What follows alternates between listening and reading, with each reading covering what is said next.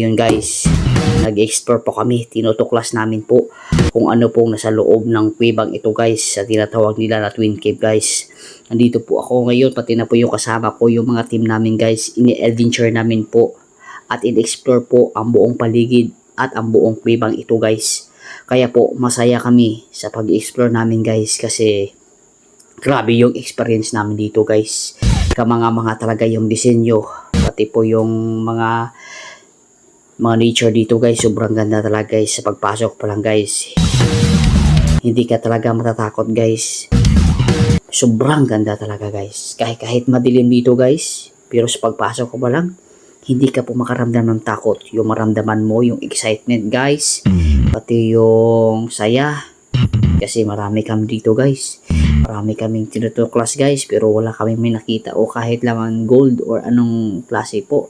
Kaya ang kuweba na ito guys, ang Twin Cave, dapat pangalagaan po natin ng mabuti guys at ingatan guys, dahil dito po ilikha ng ating Diyos na nasa langit.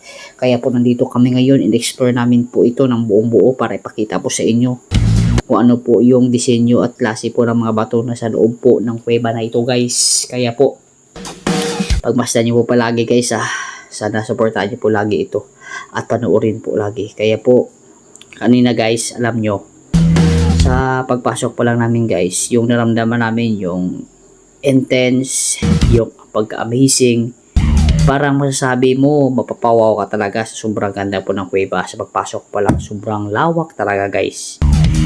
Try nyo guys, pumasok po kayo sa mga kuweba guys, pero sobrang ganda talaga guys. Yun lang po masasabi ko sa inyo. Wala pa pong taong nakapasok dito na vlogger, kundi po kami pa lang po yung first vlogger po na nakapasok dito guys, kasi pinahintulutan kami ng tao po na magpasok dito guys, kasi kami pa lang po talaga yung unang nakapasok dito guys. In-explore namin to guys, ang kuwebang ito guys. Sana maging masaya po kayo sa pagtuklas po namin dito sa kuweba na ito guys. Grabe yung makasama namin guys, so naghanap sila ng mga diamond or gold guys, pero para sa akin wala na po ditong gold siguro, kasi yung mga gold guys kinuha na po sa sinaunang tao po, sa sinaunang ninuno natin po na dito po sa bansang Pilipinas.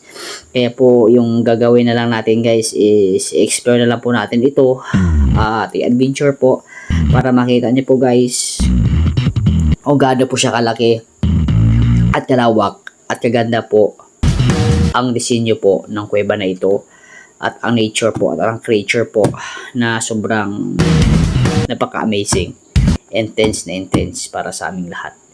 Kaya po pagmasdan nyo po lagi at panoorin nyo lang po